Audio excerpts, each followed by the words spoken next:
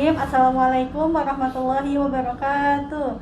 Waalaikumsalam warahmatullahi Selamat siang, ibu-ibu, teman-teman semua di Instagram. Gimana kabarnya Bu? Nih alhamdulillah udah ada ibu-ibu kadang nih banyak yang join.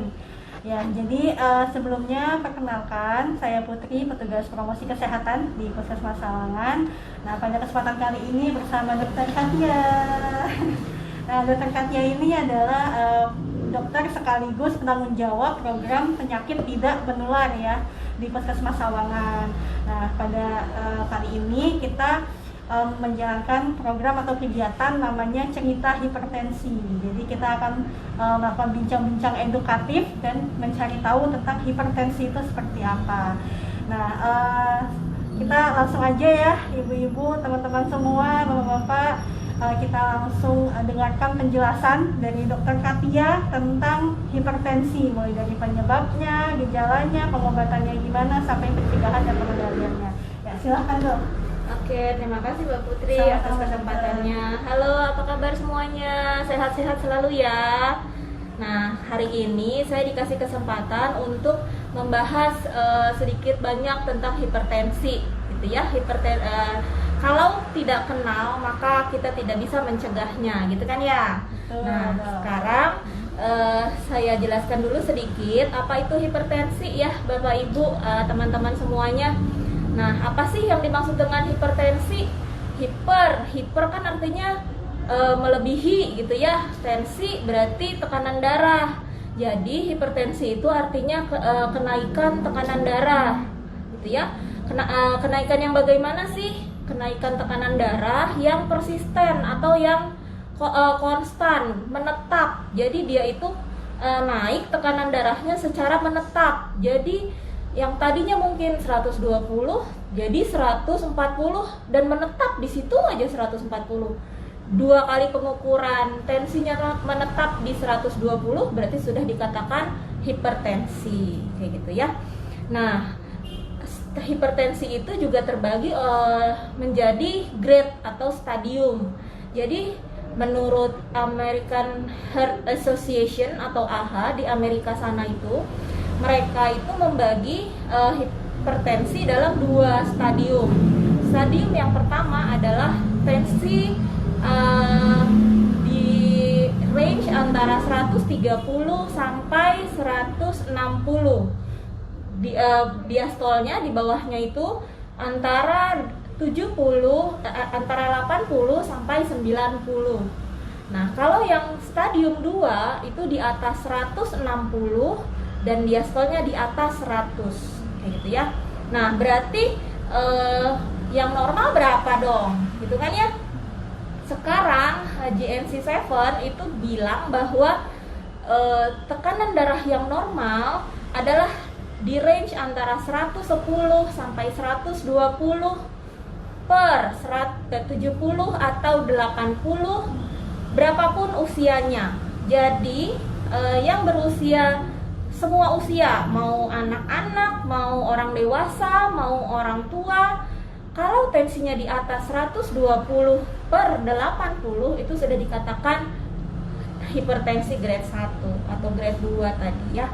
Jadi jangan bilang, oh saya mah udah tua jadinya tensinya tinggi. Belum tentu, orang tua harusnya tensinya normal juga, gitu ya. Nah, sekarang apa sih penyebabnya? Kenapa ya saya tuh biasanya nggak pernah darah tinggi, tapi ternyata kok pas diukur darahnya tinggi. Kenapa ya kira-kira? Nah, ternyata ada nih penyebabnya. Penyebabnya salah satunya adalah penyakit gangguan kardiovaskuler. Kardiovaskuler itu adalah penyakit jantung dan pembuluh darahnya. Bisa juga mungkin ada penyumbatan atau ada penyakit jantung, itu bisa bikin darah tinggi. Terus yang kedua, gangguan tidur. Misalnya dia tidurnya mengorok, kan tidurnya jadi tidak berkualitas. Jadi dia tensinya bisa lebih tinggi daripada orang-orang yang tidurnya nyenyak. Yang ketiga juga ada yang namanya aldosteronisme primer, itu gangguan hormonal. Jadi ada hormon-hormon yang meningkat, ada hormon-hormon yang turun. Jadinya itu juga bisa mempengaruhi tekanan darahnya.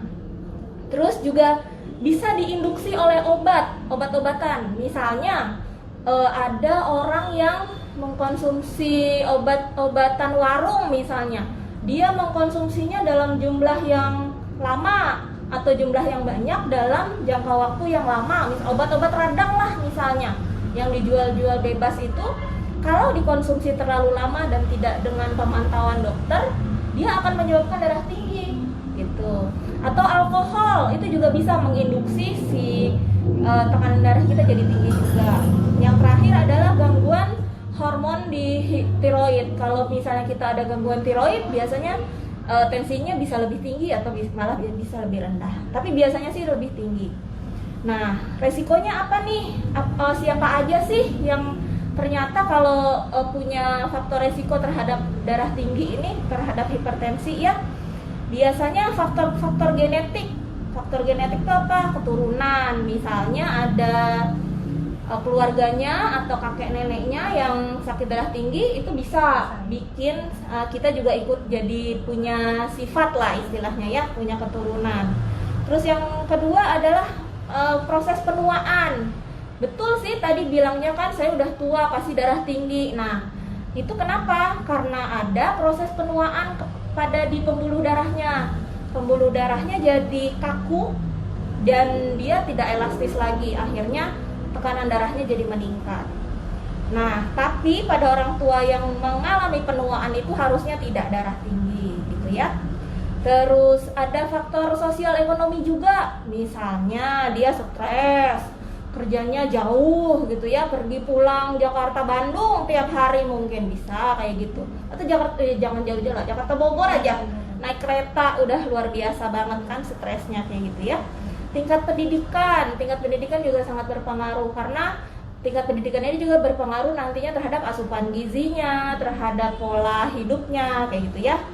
Termasuk pendapatan. Masa pandemi begini pendapatan mungkin berkurang, bikin stres, nah akhirnya jadi darah tinggi juga. Terus juga ada perilaku dan pola hidup, itu juga mempengaruhi, sangat beresiko untuk darah tinggi. Misalnya orang-orang yang dietnya rendah garam, makanan sehari-harinya banyak mengandung garam, kayak apa? Bakso, ikan asin, makanan-makanan instan lah, makanan kaleng-kalengan, pokoknya makanan yang siap saji atau siap konsumsi itu biasanya kadar garamnya tinggi. Terus juga orang-orang yang obesitas, orang-orang yang gemuk itu juga beresiko banget buat darah tinggi. Satu, karena kadar lemaknya banyak. Yang kedua, karena pembuluh darahnya juga sudah tidak selentur orang-orang yang tidak obesitas. Merokok itu juga bisa bikin darah tinggi. Faktornya dari si elastisitas pembuluh darah itu lagi. Alkohol juga kayak gitu. Terus mager, kurang aktivitas fisik itu juga bisa tuh bikin darah tinggi. Jadi hati-hati kaum mager, kalian harus bergerak ya. Nah, sekarang udah tahu ya tadi tuh hipertensi itu apa, terus berapa harus normalnya, faktor penyebabnya sama faktor resikonya. Sekarang orang nih, oh saya mau tahu nih, tapi kadang-kadang saya juga gejalanya apa sih gitu ya, kok ada orang yang darah tinggi tapi pusing, ada orang yang darah tinggi tapi nggak pusing gitu ya. Memang darah tinggi itu gejalanya macam-macam banget. Ada yang bergejala sampai tidak bergejala sama sekali gitu ya. Yang umumnya sih pusing, sakit kepala, keliang-kelingan gitu, gelap misalnya. Terus juga kalau udah kalau sudah ada komplikasi itu biasanya malah lebih gawat lagi tuh. Ada sesak kah? Sesaknya tuh kalau lagi jalan, lagi aktivitas, atau kalau lagi bekerja itu bisa bikin dia jadi sesek badannya, nafasnya. Terus juga kadang-kadang ada nih yang nggak merasa darah tinggi tapi ternyata kakinya bengkak, ternyata kakinya lumpuh sebelah, tangannya lumpuh sebelah, secara tiba-tiba lumpuh sebelah. Nah, itu jangan-jangan dia darah tinggi gitu ya. Terus ada juga nih, hipertensi itu terbagi sebagai hipertensi primer atau esensial, hipertensi sekunder, atau hipertensi yang krisis ya. Jadi ada 3. hipertensi primer itu yang betul-betul tidak diketahui penyebabnya, atau penyebabnya hanya penyebabnya organ tubuhnya atau hormonalnya. Jadi itu yang namanya hipertensi primer. Dia berdiri sendiri tanpa faktor resiko. Nah, yang sekunder adalah yang melalui faktor resiko tadi. Dia punya sakit tumor tiroid misalnya, atau dia punya gangguan tidur misalnya, atau dia punya pola hidup yang nggak baik misalnya, atau dia obesitas misalnya, itu juga bisa, itu disebut hipertensi sekunder. Nah, yang bahaya adalah krisis hipertensi. Jadi Bapak Ibu jangan bangga nih kalau misalnya tensinya lebih dari 180 tapi tidak merasa apa-apa. Jangan-jangan sudah ada kerusakan organ-organ di dalamnya, kayak gitu. Jadi yang dikatakan krisis hipertensi adalah tensinya lebih dari 180 pernya per 110. Jadi kalau sudah di atas itu harus hati-hati. Kita harus cek betul, apa betul ada kenaikan organ atau ada kerusakan organ atau tidak, kayak gitu ya. Nah, kalau ke dokter, saya darah tinggi, saya diapain sih? Gitu kan? Nah, yang pertama diperiksa pasti kita, kalau udah ke dokter pasti kita menggali informasi dari pasien. Makanya pasien jangan bosan-bosan kalau ditanya sama dokter, ya, Bapak kemarin obatnya gimana? Obatnya habis atau tidak? Riwayat sebelumnya gimana? Pernah konsumsi obat apa? Kayak gitu-gitu. Itu pasti ditanyain tuh sama dokter. Jadi jangan harus memberikan informasi yang banyak kepada dokternya, bahwa biar dokternya tahu, bisa menentukan faktor resikonya dan bisa mengelola setelahnya nantinya, gitu ya, biar kita sama-sama bisa menurunkan darah tingginya. Nah, selain diperiksa sama dokter, ditanya-tanya tuh, kita juga akan ditensi. Kalau tensinya tinggi ya berarti nanti biasanya periksa lab. Nah, labnya apa aja? Biasanya tuh gula, atau kolesterol, atau asam urat. Buat apa sih yang kayak gitu tuh? Dia itu untuk menilai resiko kepada kardiovaskulernya. Apakah nantinya si darah tinggi ini bisa beresiko kepada jantungnya kah, atau ke pembuluh darahnya kah? Itu gunanya ya. Terus yang kedua, untuk kita biasanya juga akan periksa EKG. EKG itu untuk apa? Untuk kita menilai kesehatan jantung. Jadi apakah si darah tinggi ini sudah beresiko terhadap sakit jantung apa enggak, gitu ya. Dan satu lagi ada penilaian komplikasi namanya. Jadi penilaiannya itu bisa dari cek urin sama cek fungsi ginjal, fungsi lever juga bisa. Terus juga bisa CT scan kepala kalau misalnya tiba-tiba pasiennya darahnya tinggi terus lumpuh di sebelah badannya misalnya, kayak gitu ya. Nah, sudah diperiksa itu nanti dokternya akan membuat rencana penata laksanaan darah tinggi atau hipertensi tadi. Yang pertama dinasehati sama dokternya pasti jaga makannya. Jadi memang pada darah tinggi ini atau hipertensi ini ada dua terapi yang akan diberikan. Yang pertama adalah yang non farmakologis atau yang tanpa obat. Yang tanpa obat ini adalah perubahan gaya hidup, misalnya penurunan berat badan, terus juga meningkatkan aktivitas fisik biar dia nggak mager gitu ya. Ibu-ibu, bapak-bapak yang mager itu harus dikasih olahraga. Nanti di jadwal olahraganya sekian gitu. Sama satu lagi yang paling sering dokternya bilang pasti mengurangi asupan garam. Ibu udah nggak boleh makan ikan asin ya. Ibu udah nggak boleh makan mecin. Misalnya apapun mereknya nggak boleh, penyedap rasa. Atau apapun mereknya, makanan kaleng, makanan buku-bukuan itu sudah tidak, misalnya gitu. Terus juga konsumsi obat-obatan yang di luar resep dokter itu juga jangan, jamu-jamuan mungkin juga tidak, sama harus berhenti merokok kalau memang pasiennya merokok, gitu ya. Nah, sudah dikasih gaya hidupnya berubah, kita juga kasih obat-obatan. Misalnya kalau dia prehipertensi cukup dengan perubahan gaya hidup tadi. Terus kalau dia tensinya memang tinggi ya memang harus dikasih obat gitu ya. Nah obatnya ini ada kalau di puskesmas tersedia lah ya, sudah cukup mumpuni juga. Ada obat-obatan ACE inhibitor misalnya, ada obat-obatan kalsium channel blocker, ada diuretik juga. Jadi ya kalau misalnya obat-obat ini diminum dengan resep dengan sesuai dengan yang disuruh dokternya, kita harapkan juga sinergis dengan perubahan gaya hidupnya akan turun resiko-resiko tadi gitu ya. Nah apa sih gimana sih kalau nggak diobatin gitu kan ya, saya mah tensinya tinggi juga nggak apa-apa, nggak ada rasa apa-apa, biasa-biasa aja, minum obat malah pusing ya kan, ada yang kayak gitu ya banyak banget tuh yang kayak gitu. Jadi harus diketahui bahwa walaupun tidak bergejala tapi dia sebenarnya menggerogoti badan kita gitu ya, menggerogoti organ-organ dalam kita.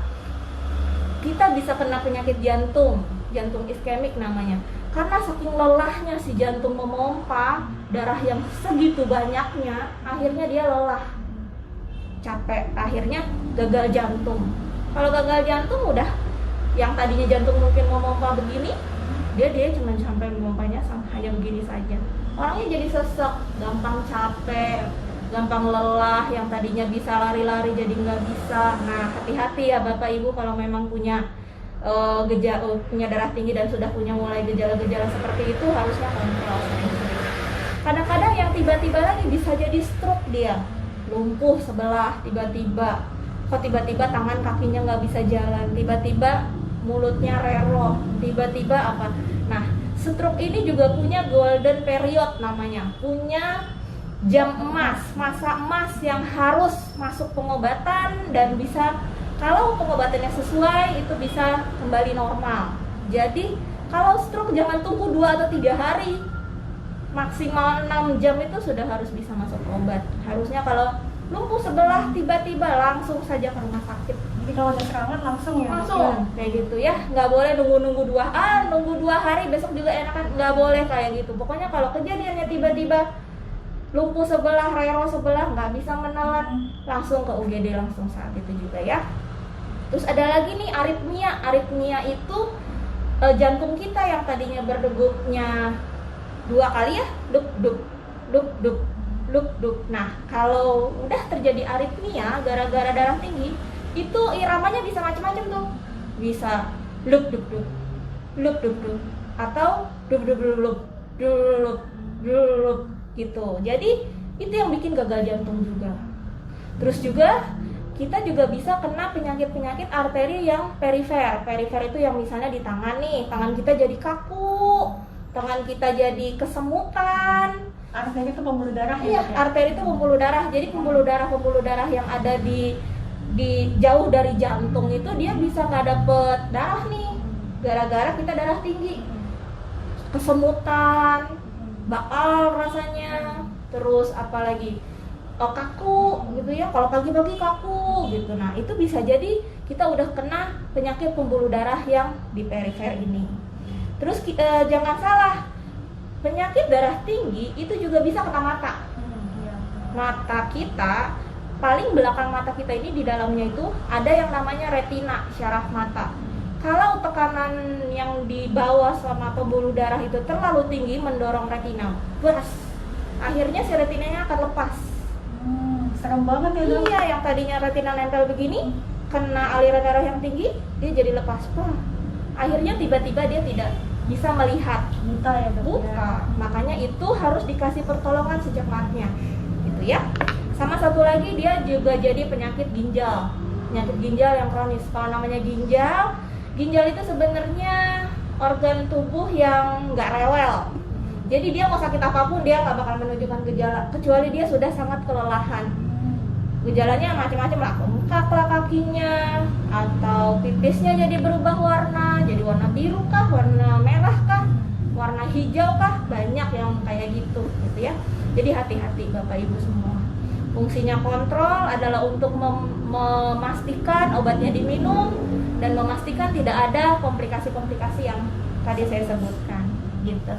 Oke, nah ini penjelasan dari dokter Katia udah komplit banget, lengkap banget. Nah sekarang kita masuk ke sesi tanya jawab ya dok ya. Nah ini untuk ibu-ibu, rekan-rekan semua yang sudah hadir di live Instagram ini, bisa kalau ada pertanyaan bisa langsung diketik ya. Tapi untuk sekarang kita bacain pertanyaan nih dari ibu-ibu kader yang kemarin udah nanya nih dok. Boleh Ya dok ya. silakan. Yang pertama Halo dari- ibu-ibu kader, sehat-sehat ya. Nah ini Bu, pertama dari Bu Maswani. Oke. Dia nanya, kalau udah umur 50, tensinya 130, nah itu udah termasuk hipertensi ya dok? Oke, tadi kan saya bilang ya Bu, hipertensi itu tensi yang normal adalah 110 sampai 120 pernya, per 70 atau per 80 berapapun usianya, kayak gitu ya. Ya. Kalau tadi tensinya berapapun usianya kan, berarti tadi usianya berapa? 50. 50, terus tensinya 130 per Di sini sebutin sistolnya aja. oh, sisanya Dok. aja. Oke lah, anggap saja normal ya. 130 per 80 misalnya ya Bu. Itu sudah termasuk prehipertensi namanya. Sudah termasuk stadium 1 kalau menurut American Heart Association itu. Jadi kudunya kontrol Nah, gitu ya. Harus waspada ya dok. Harus ya. tetap waspada, jangan sampai bulan ini 130, bulan depan jadi 140 iya. atau bulan depan malah jadi 160. Jangan gitu ya. Oke. Ya, kemudian lanjut aja dok ya ke pertanyaan yang kedua Boleh. dari Bu Marsyanda. Marsyanda. Katanya minum obat darah tinggi udah rutin nih dok setiap hari, tapi kok tensinya masih tinggi terus. Nah itu kenapa dok? Oke, sekarang kalau minum obatnya sudah teratur setiap hari, tapi masih Masih tinggi tetap tinggi, tensinya. dok. Coba dinilai ulang sama dokternya nanti. Ibu kontrol, lebih baik sih kontrol ke dokter, nanti dinilai ulang. Adakah penyebab-penyebab sekunder daripada itu? Apakah gaya hidupnya sudah berubah? Apa masih colong-colongan, makan bakso misalnya, atau makan nugget misalnya mungkin. Terus yang keduanya juga kita lihat nih, ada faktor resiko yang lain nggak? Obesitas kah misalnya? Berarti kan harus manajemen berat badan, penurunan berat badan. Atau dia terpapar asap rokok nggak? Coba lihat di rumahnya, ada nggak yang merokok di rumah? Mungkin aja perokok pasif juga bisa mengalami hal yang sama dengan yang perokok aktif kayak gitu. Terus ya sebaiknya sih kontrol. Jadi biar dinilai ulang faktor-faktor resikonya, atau perlu pemeriksaan penunjang seperti lab mungkin, apakah sudah terjadi komplikasi atau perlu obat-obat yang lebih banyak lagi. Iya baik dok. Nah berarti harus kontrol terbuka sama dokternya ya dok ya, Betul. supaya semua faktor risikonya itu kelihatan, ketahuan gitu ya. Jadi dokter bisa tahu nih harus Jadi, apa gitu ya dok. Iya, jadi manajemennya pun akan terarah kepada si faktor resikonya. Iya. Jadi dokternya nggak meraba-raba. Jadi tepat sasaran ya dok. Betul. Oke, nah sekarang yang ketiga nih dok dari Bu Dahlia Dora. Katanya selain sakit jantung dan stroke, apalagi penyakit yang disebabkan darah tinggi. Nah ini sebenarnya tadi udah ya dok ya. Tadi udah ya. Ada ginjal, Ada terus mata. stroke, mata, bisa ke ke pembuluh darah yang kecil, tuh jadi kesemutan Mbak Al ya. Nah, oke, sekarang lanjut nih dok ya, pertanyaan keempat. Almarhum ayah dan almarhum kakak perempuan saya hipertensi. Nah, saya udah punya kemungkinan gak dok hipertensi. Oke. Nah, itu garis keturunan tuh gimana kalau misalnya diabetes kan ya dok ya, katanya kan silang tuh ya dok ya. Iya. Nah, kalau misalnya ibunya laki-laki, ibunya perempuan, karena laki-laki ya ayah karena perempuan. Nah, ini kalau hipertensi gimana dok? Kalau hipertensi sih nggak ngelihat ke keturunan seperti itu, Oh, nggak tapi silang. dia bisa beresiko terhadap semua keturunannya. Oh, ya. Jadi gitu. Jadi apalagi dengan gaya hidup yang sama, misalnya kalau misalnya dari keluarga sudah ada udah ada genetikanya nih. Nah, berarti jangan mengikuti gaya hidup yang sama dengan keluarganya. Misalnya ayahnya jarang kontrol mungkin, atau kakaknya juga obesitas mungkin, berarti kita yang belum tahu nih harus kontrol.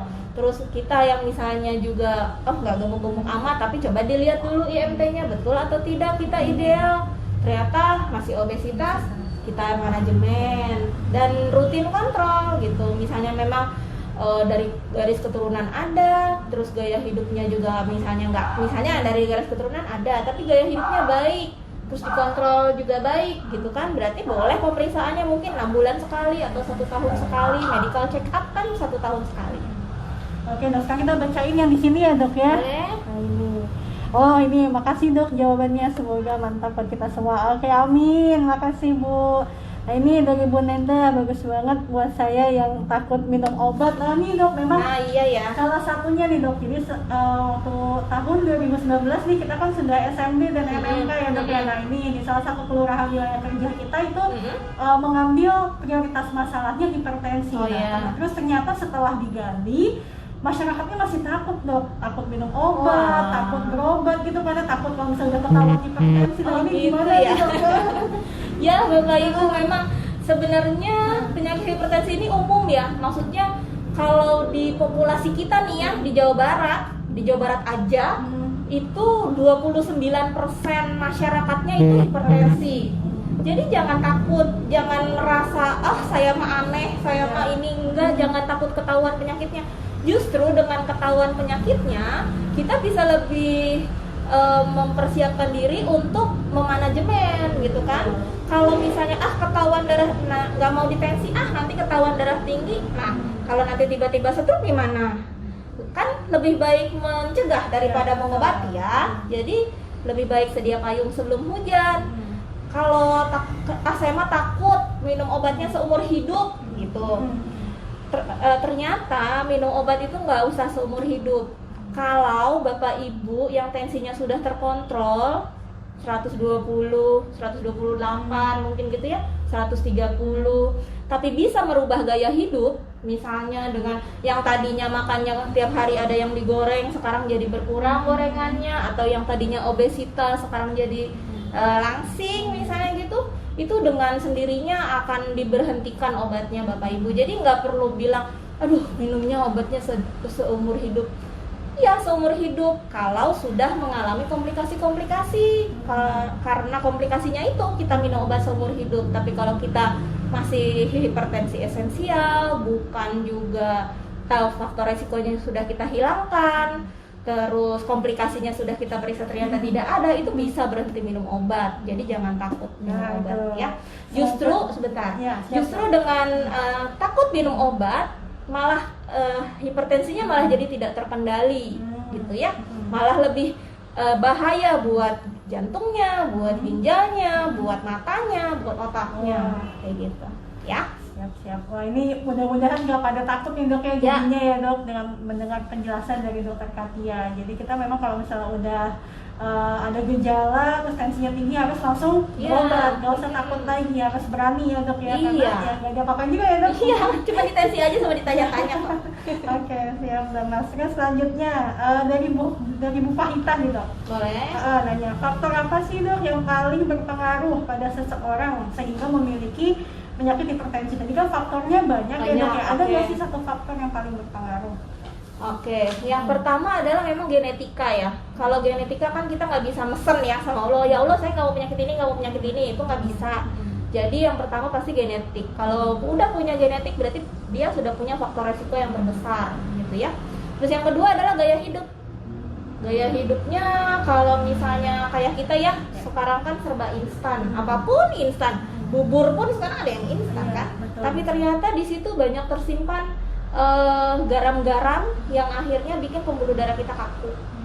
Jadi ya sebaiknya kita kembali ke, kalau makanan mungkin ya, kalau teknologi mah harus ngikutin zaman, tapi kalau makanan sih sebaiknya dengan yang alami itu lebih baik kayak gitu.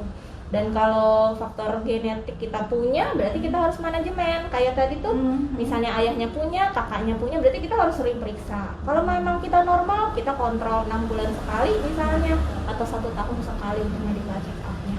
Gitu. Jadi minimal 6 bulan sekali. Minimal 6 bulan sekali. Untuk cek kesehatan Untuk cek kesehatan ya. pertama.